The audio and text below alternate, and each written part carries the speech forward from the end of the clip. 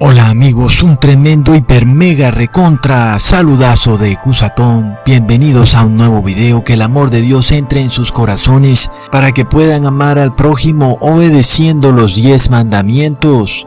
Amigos, vemos cómo todo está sucediendo de una manera dramática, como yo se los había dicho en este canal, que los cambios que venían iban a ser bruscos.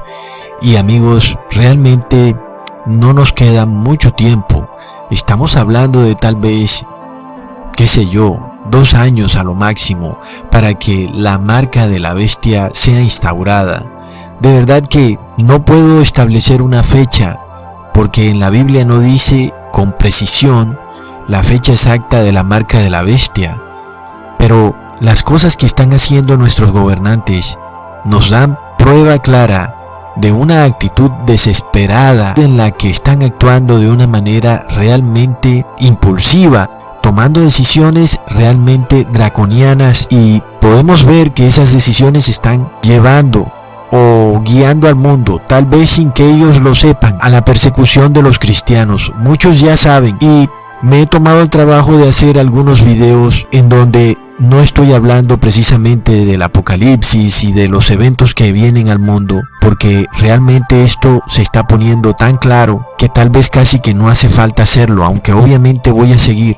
Sin embargo, también se hace súper importante que entendamos cuál es la diferencia con la fe que nosotros tenemos, es decir, una fe que es 100% apegada a la Biblia, y nosotros no andamos en una religión fantasiosa, basado en lo que dice un pastorcillo o un líder religioso, el cual toma un versículo aquí y allá y lo saca fuera de contexto. Por esto me he tomado el trabajo de hacer varios videos probando una cosa de una manera y de la otra, por un lado y por el otro, para que no quede duda de que nosotros no sacamos nada fuera de contexto y que siempre llegamos a la misma conclusión por un lado y por el otro, amigos. Por eso en este video voy a probar de nuevo que los apóstoles y Jesús, por supuesto, jamás celebraron o instituyeron una nueva ceremonia a la cual las religiones de hoy en día han llamado la última cena.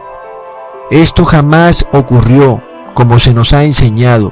Y este es el tercer video que hago probando lo mismo, pero de nuevo de una manera distinta, de que jamás se instituyó esta nueva ceremonia o rito, y que es un error andarla practicando, andar como esclavizado a eso, como si se tuviera que hacer cada semana o cada año.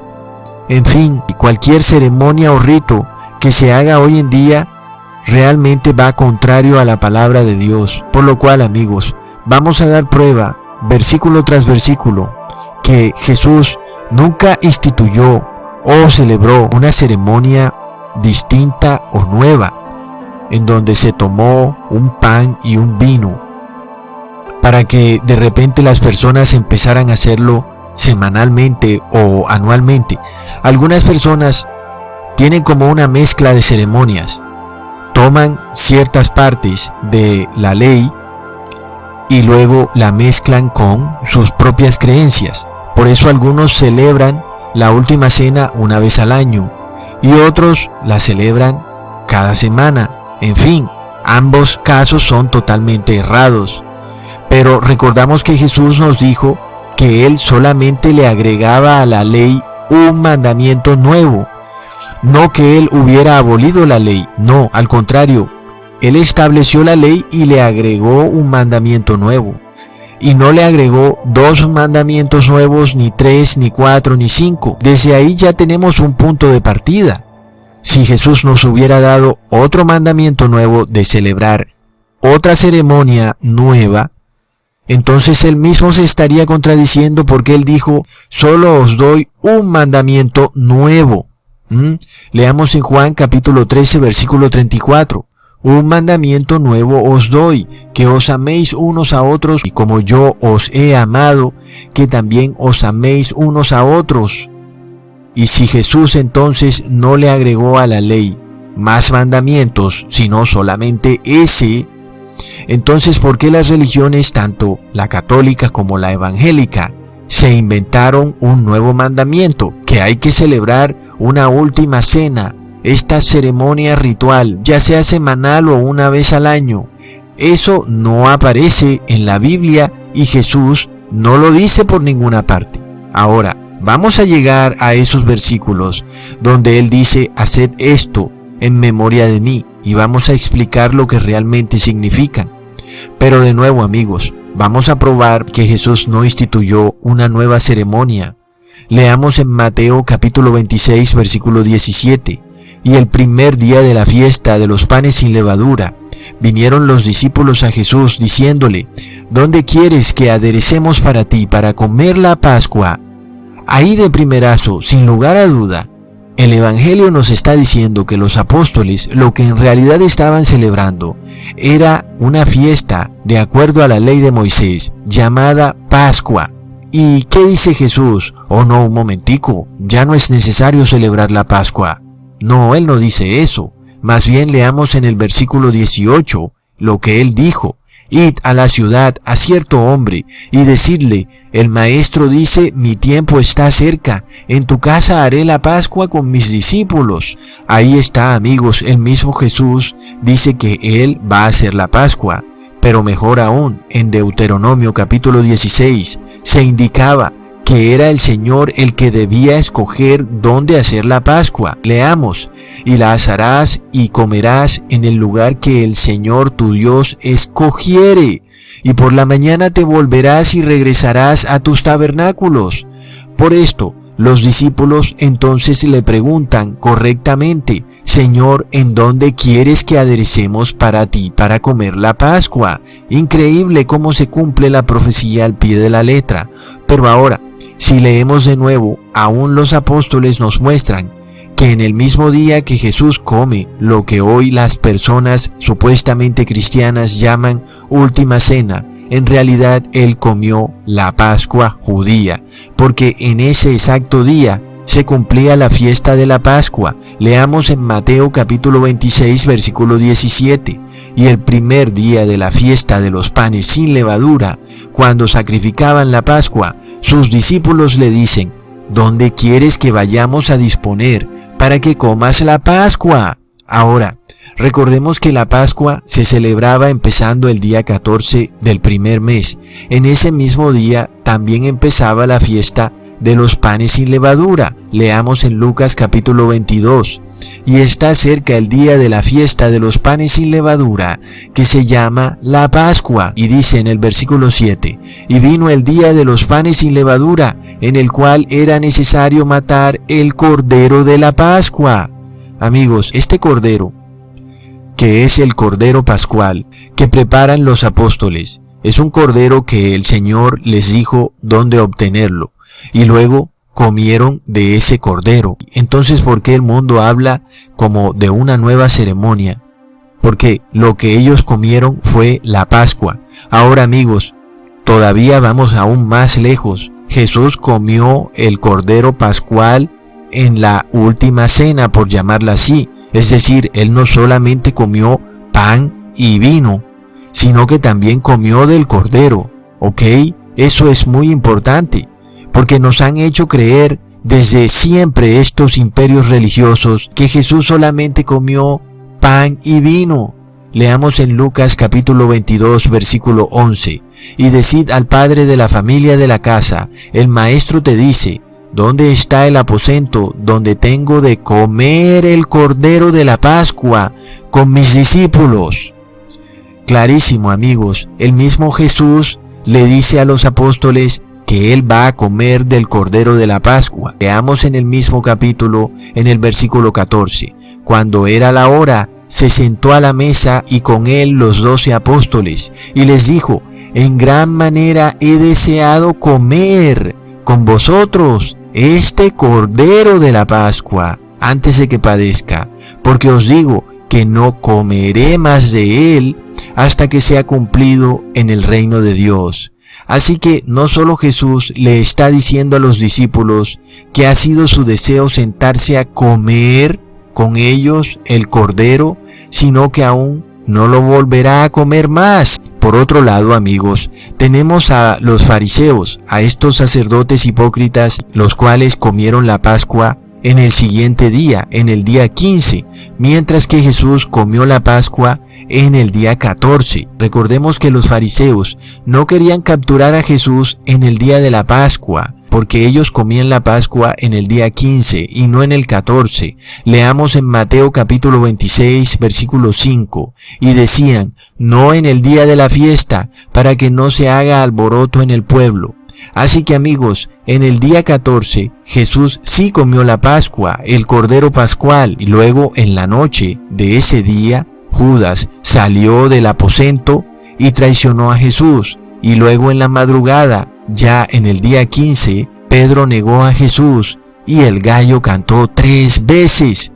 Luego, el apóstol Mateo nos dice en Mateo capítulo 27, y venida la mañana, es decir, del día 15, del día siguiente al que Jesús comió el Cordero Pascual, entraron en consejo todos los príncipes de los sacerdotes y los ancianos del pueblo contra Jesús para entregarle a muerte. Y luego en el versículo 15 dice, y en el día de la fiesta acostumbraba el gobernador a soltar al pueblo un preso, cual quisieran. Y deberíamos pensar nosotros que los fariseos debieron haber comido el Cordero Pascual en el día 14, pero no lo hicieron así. Sin embargo, amigos, leemos en Levíticos 23 que dice en el versículo 5, en el mes primero, a los 14 del mes, entre las 2 tardes, Pascua es al Señor. Así que probablemente se podía comer el Cordero Pascual, ya sea el 14 o el 15. Por lo cual, amigos, podemos ver que Jesús lo comió en el 14 y los fariseos lo comieron en el 15.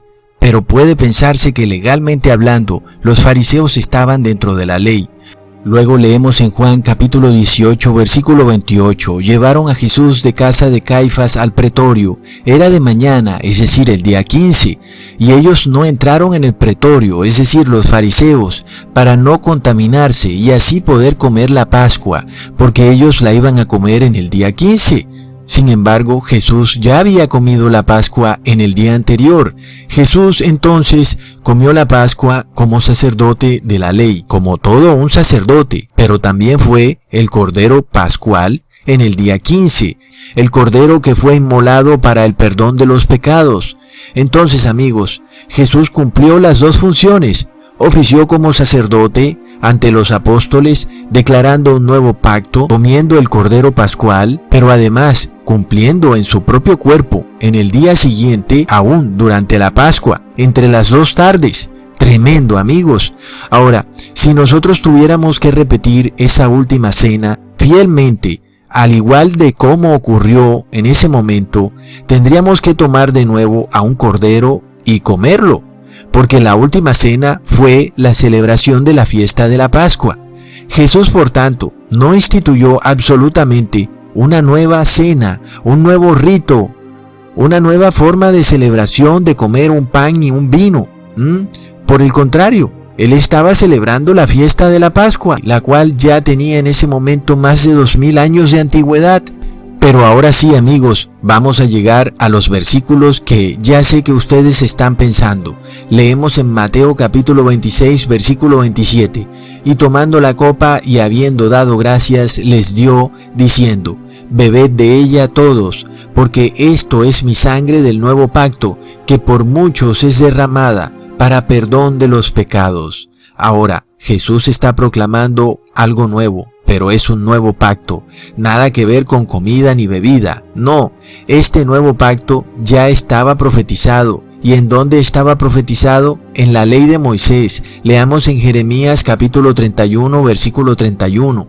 Vienen días, dice Jehová, en los cuales haré un nuevo pacto con la casa de Israel y con la casa de Judá, no como el pacto que hice con sus padres el día en que tomé su mano para sacarlos de la tierra de Egipto, porque ellos invalidaron mi pacto, aunque fui yo un marido para ellos, dice Jehová. ¿Y cuál será ese pacto? ¿En qué consiste o de qué se tratará? Leamos en el mismo capítulo en el versículo 33. Pero este es el pacto que haré con la casa de Israel después de aquellos días, dice Jehová. Pondré mi ley en su mente y la escribiré en su corazón. Yo seré su Dios y ellos serán mi pueblo.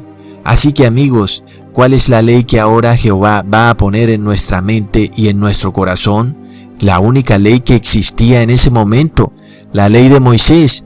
Pero de nuevo, aclaro, no incluyendo ni la ley sacerdotal, ni la ley ceremonial, ni cualquier ley aplicable a la nación de Israel. Por ejemplo, una ley aplicada a la nación de Israel era esta: si un hombre y una mujer eran encontrados en adulterio, según la nación de Israel debían ser apedreados. Esa, por tanto, es una ley nacional, por lo cual queda abolida. Debido a que la nación de Israel quedó por fuera del nuevo pacto, entonces las leyes que tienen que ver con la nación de Israel quedaban abolidas, porque, amigos, aunque el versículo dice: esto es lo que haré con la casa de Israel, pondré mi ley en su mente y en su corazón, es obvio que la casa de Israel como nación no tiene ni mente ni corazón. Así que Dios está hablando en sentido figurado. Es obvio que las personas, los individuos, son los únicos que tienen mente y corazón. Así que la ley ahora se pone de manera individual en cada persona, en su mente y en su corazón, y ya no le pertenece a ninguna nación, por lo cual es totalmente obvio que todos los estatutos de la ley de Moisés que tienen que ver con la nación de Israel han sido abolidos. El nuevo pacto, amigos, por tanto, es totalmente individual y no nacional. No dice Dios: haré que ellos como nación pongan estas leyes en su constitución. No, sino que habla de una mente y de un corazón, declarando que es solo para el individuo. Por lo cual, amigos, una ley como por ejemplo en la que un hombre toma a una mujer y le da carta de divorcio, eso es una ley nacional. Porque recordemos que Dios dijo que el hombre se uniría a la mujer y formarían una sola carne. Así que esta es una ley de la nación de Israel, porque va en contravía con lo que dijo Dios desde el principio de la creación. Eso está muy claro. Así que no debemos confundirnos con este tipo de situaciones, por lo cual también leemos, por ejemplo, en Deuteronomio capítulo 22, versículo 22. Si se descubre que un hombre comete adulterio, tanto él como la mujer deben morir. De ese modo limpiarás a Israel de semejante maldad. ¿Ven? Entonces, no es que el adulterio ya no sea pecado, pero sí el hecho de que aquel que comete adulterio debe morir, porque eso estaba encaminado a limpiar a la nación de Israel de pecado. Como la nación de Israel cayó de la gracia y quedó por fuera del nuevo pacto, entonces esa parte de la ley en donde el adúltero debía morir ya no tiene sentido, porque ya no hay una nación que limpiar, porque esta nación cayó de la gracia. Y así, amigos, para todo estatuto y decreto. Por lo cual, no nos confundamos sobre qué está vigente y qué no está vigente. Es muy claro. Por ejemplo, el diezmo está vigente, amigos, porque Abraham pagó el diezmo y Abraham no era israelita, no era de la nación de Israel. Por eso entendemos que el diezmo no pudo jamás ser abolido, porque no hace parte de la nación de Israel, ¿ok? Ahora, estamos hablando de la ley de Dios, de la ley de Moisés y de la instauración de la Pascua como una fiesta solemne cuando los judíos estaban esclavizados en Egipto. Y recordemos que dijo Dios en Éxodo 12 sobre la Pascua en el versículo 14: «Este día os será memorable y lo celebraréis como fiesta solemne para Jehová durante vuestras generaciones, por estatuto perpetuo lo celebraréis». Por tanto, amigos, está diciendo Dios claramente que la Pascua es una fiesta para ser celebrada por estatuto perpetuo. Pero ¿qué sucede, amigos? Pongan mucha atención a esto, porque ya vimos que Jesús no celebró una última cena comiéndose un pan y un vino como nos han querido hacer creer la Iglesia Católica y la Evangélica. En ese momento Jesús comió un cordero y muy seguramente también comería algunas otras cosas que harían parte de esa cena pascual, tal vez algún tipo de sopa, porque Jesús le dice a Judas en Marcos capítulo 14 versículo 20: «Es uno de los 12 el que moja conmigo en el plato, ese es el que me traiciona». Así que ese mojar en el plato seguramente era meter el pan en alguna especie de sopa, y vemos que entonces sí habían otros alimentos en esa cena. Por lo cual, amigos, empezando primero por el tema de la última cena, no tiene ninguna lógica que nosotros celebremos una cena en la cual participó Jesús de una manera tan distinta a como realmente ocurrió, ¿verdad? Eso no tiene lógica. Ahora, sabiendo además que lo que se celebró fue una Pascua y que finalmente hasta Jesús comió del Cordero Pascual. Sabiendo entonces eso, amigos, que la última cena de Jesús fue muy distinta a lo que nos han hecho creer las religiones occidentales, entonces hemos llegado al punto del video. ¿Qué quiso decir Jesús cuando dijo en Lucas capítulo 22 versículo 14? También tomó el pan y dio gracias y lo partió y les dio, diciendo: «Esto es mi cuerpo, que por vosotros es dado. Haced esto en memoria de mí». De igual manera, después de haber cenado, tomó la copa diciendo: «Esta copa es la copa del nuevo pacto en mi sangre, que por vosotros es derramada». ¿Acaso Jesús, durante esa última cena, nos estaba haciendo ver que habían dos alimentos mucho más importantes que los otros alimentos? Eso no tiene ningún tipo de lógica. Además, teniendo en cuenta que Jesús precisamente es el Cordero que quita el pecado, ¿puede ser el pan más importante que el Cordero? Pues realmente eso no tiene sentido. Pero ¿qué nos quería decir Cristo? ¿Nos estaba mandando a comer un pan y un jugo o un vino para acordarnos de Él? Porque ponte a pensar en algo. Si tú quisieras que tus familiares te recordaran, tú quisieras que te recordaran a través de un rito sin sentido, o te gustaría que ellos recordaran la forma como tú viviste tu vida, tus valores, la forma como tú actuabas, por tu justicia, por tus valores, por lo buen ser humano que fuiste. Yo creo que escogieras lo segundo, ¿verdad? Asimismo, Cristo nos dice que hagamos memoria de Él, no para andar comiendo un pan y un vino, sino de cómo Él actuó en vida, para que así nuestra vida sea igual a la de Él, y que todo lo que hagamos en este mundo sea un reflejo y un espejo de cómo Cristo vivió su vida, que seamos a su imagen y semejanza. Por esto dijo Jesús: «Haced esto en memoria mía». Amigos, ¿por qué Jesús pensaría o querría que tú constantemente estuvieras haciendo memoria de la vida de Él? Porque Él dijo en Jeremías capítulo 31 versículo 33: «Pondré mi ley en su mente y la escribiré en su corazón».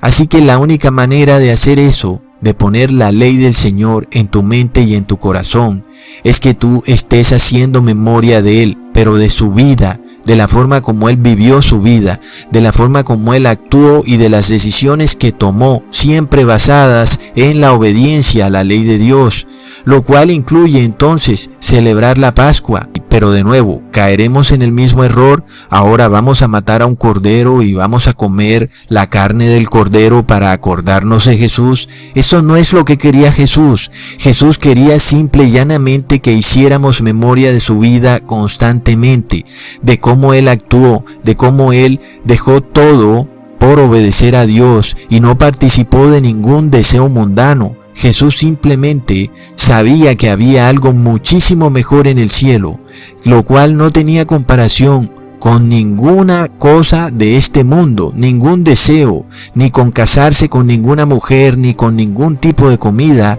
era comparable la gloria del cielo. Y por esto Jesús estaba dispuesto a ser perseguido, a ser abofeteado, a ser insultado, a ser encarcelado, lo que fuera, y por obedecer todos los estatutos y decretos de la ley de Dios. Y por eso fue que Cristo fue perseguido, porque Él obedeció, porque si Él no hubiera obedecido y Él hubiera participado de ritos sin sentido que no salvaban a nadie, Jesús simplemente hubiera fracasado en su intento de salvar al mundo. De la misma manera, nosotros no podemos caer en ritos que no salvan a nadie, por lo cual nosotros miramos la vida de Jesús y Jesús nos enseña algo tan obvio, pero que nosotros parecemos olvidar constantemente, y es que en 100 años, ninguno de los que hoy vivimos estaremos en este mundo. Todas las personas habremos muerto, y todo lo que el ser humano busca en esta vida, todo su deseo, toda su motivación, todo lo que quiere y todos sus objetivos perecen con su vida. Así que esto Jesús nos los mostró claramente. Esta vida realmente a veces parece que es sin sentido, cuando nos damos cuenta que muchas veces trabajamos para nada, inclusive cuando vemos lo que está pasando hoy en el mundo, cómo una enfermedad puede entrar a nuestra casa y tomar a algún familiar, tal vez a algún ser querido, y llevárselo para siempre, o tal vez a nosotros mismos. Y al fin, ¿en dónde quedaron todos esos deseos, esos impulsos, esas motivaciones, todas esas cosas por las cuales nosotros estuvimos dispuestos a violar la ley de Dios con tal de conseguirlas? Jesús nos mostró que nada de eso vale la pena si eso significa estar en guerra con Dios, porque estar en guerra con Dios es morir para siempre. Todo aquel que esté en guerra con Dios será lanzado al lago de fuego. Y Jesús nos mostró que es mejor que este mundo nos persiga antes que estar en guerra con Dios. Esto momentáneamente parece muy doloroso, que el mundo hoy nos persiga y no nos quiera y nos considere los enemigos públicos número 1. Pero será muchísimo peor estar en guerra con Dios. Jesús sabía algo que nosotros no logramos entender, algo que lo hizo aferrarse a todos los mandamientos de Dios, inclusive a costa de su propia vida, porque Él sabía que la gloria del cielo no tiene punto de comparación con esta vida que vivimos hoy en día. Por lo cual, amigos, no tendría tampoco lógica que alguien dijera: Ecusatón, ahora yo voy a celebrar la fiesta de la Pascua porque ahora sé que Jesús no celebró la última cena, sino que celebró fue la fiesta de la Pascua y me voy a comer un cordero. De nada sirve eso, porque Jesús dijo: haced esto en memoria mía. No que andaras comiendo, sino que andaras recordando la vida de Jesús, de cómo Él vivió y actuó, de cómo Él se aferró a Dios en todo y siempre hasta el último momento estuvo apegado a Dios. Y que a veces nos van a pasar algunas cosas que no queremos, pero vamos a tener que aceptarlas, así como Jesús las aceptó gustosamente. Recordemos cómo Él dijo: Padre, quisiera que esta copa pasara de mí, pero si es tu voluntad, que así sea. Y esa es la forma de pensar que debemos tener nosotros de aquí para adelante. Cualquier cosa que nos ocurra que no sea buena y que no es lo que nosotros quisiéramos, entendamos que si es la voluntad de Dios, que así sea. Más bien preocupémonos por estar en paz con Dios, porque si sabemos que estamos en paz con Dios, sabemos que lo que nos viene es voluntad de Dios. Pero si no estamos en paz con Dios, entonces tenemos un problema, porque estamos siendo castigados por el demonio. Porque el demonio puede hacer con sus esclavos lo que quiera, y si nosotros somos esclavos del pecado, somos esclavos del demonio. Por esto entendemos, amigos, que no nos podemos esclavizar a unas fiestas que son en la carne, que no pueden salvarte y que no sirven de nada. Y menos cuando tenemos a nuestro Cordero en el cielo. Si nuestro Cordero está en el cielo, ¿para qué vamos a tomar un cordero aquí en la tierra? Eso no tiene lógica, ¿verdad? Si nuestro pan está en el cielo, es decir, Jesús, porque Él es nuestro pan. ¿Para qué vamos a comernos un pan aquí en la tierra que tiene un montón de aditivos y hasta cancerígenos que no nos salvan, antes nos matan? Así que comamos ese pan y ese vino en memoria de Él, no un pan y un vino físico, no de una ceremonia y de una fiesta, sino de la manera como Él vivió su vida. Ese es el verdadero pan y el verdadero vino. Esa es su sangre, la sangre del sacrificio que Él hizo por nosotros. Entonces, amigos, ¿para qué celebrar la Pascua materialmente si la podemos celebrar espiritualmente? Eso no tiene lógica. Ahora, no podemos celebrar algo en la carne y luego pasarnos al espíritu, o viceversa. Eso tampoco tiene lógica. ¿Para qué comer un cordero que está contaminado con vacunas y con todo tipo de antibióticos aquí en la tierra, si podemos comer un cordero espiritual que está en el cielo, que es 100% puro y que nos puede quitar el pecado? Seríamos locos si hiciéramos eso. Seríamos faltos de fe, pensando que Jesús tal vez no está en el cielo, o pensando que no podemos recibir su espíritu aquí en la tierra. Amigos, entendamos algo. Sabemos que el nuevo pacto es un pacto en el espíritu, porque ¿de qué sirve hacer un rito que no es igual al mismo rito que celebró Jesús? ¿Y de qué sirve hacer memoria de Jesús si ni siquiera comemos lo que Él comió, ni bebemos la copa que Él bebió? Es decir, si no nos aferramos al amor a Dios sobre todas las cosas. Esa fue la copa que Él bebió, y más aún nosotros, porque recordamos que el esclavo no es mayor que su amo, amigos. Eso tenemos que tenerlo presente. Y si a Jesús lo persiguieron, a nosotros también. Por esto nosotros no estamos en la ley de la carne, sino en la ley del Espíritu. Y aún todavía hay personas que siguen debatiendo conmigo si la ley es válida o si fue abolida. Es porque jamás han comido del cordero, pero del verdadero cordero, del cordero espiritual, el verdadero pan de vida, haciendo memoria de Él. Porque si hicieran memoria de Él, vivirían como Él vivió y actuarían como Él actuó, y haciendo así, esa ley sería grabada en su mente y en su corazón. Ahora sí, de esa forma sí pueden cumplir la ley, porque en esto Dios es bueno. Que ningún hombre puede cumplir la ley por sí solo, pero el que recibe el Espíritu de Cristo puede cumplir la ley. Y más, amigos, nosotros sabiendo que tenemos tan poco tiempo, menos de tal vez 2 o 3 años, por decir un número, porque tal vez puede ser hasta menos, y es un pequeño periodo de tiempo para esforzarnos al máximo en obedecer todo estatuto, mandamiento y decreto. Amén. Ven, Dios es muy bueno, que hasta nos permite darnos cuenta de la cercanía de los eventos finales para ponernos a punto, para realmente tomar partido y hacernos en el equipo de Dios y de su Hijo. Así que, amigos, todos los días, no semanalmente ni anualmente, bebamos la copa de Jesús y comamos su pan. Esto es su palabra y su vida, la forma como Él vivió, haciendo memoria de Él, no de un pan físico ni de un vino literal, sino de verdaderamente entender su vida y cómo Él se aferró a Dios sin aferrarse a nada en este mundo. ¿Y por qué?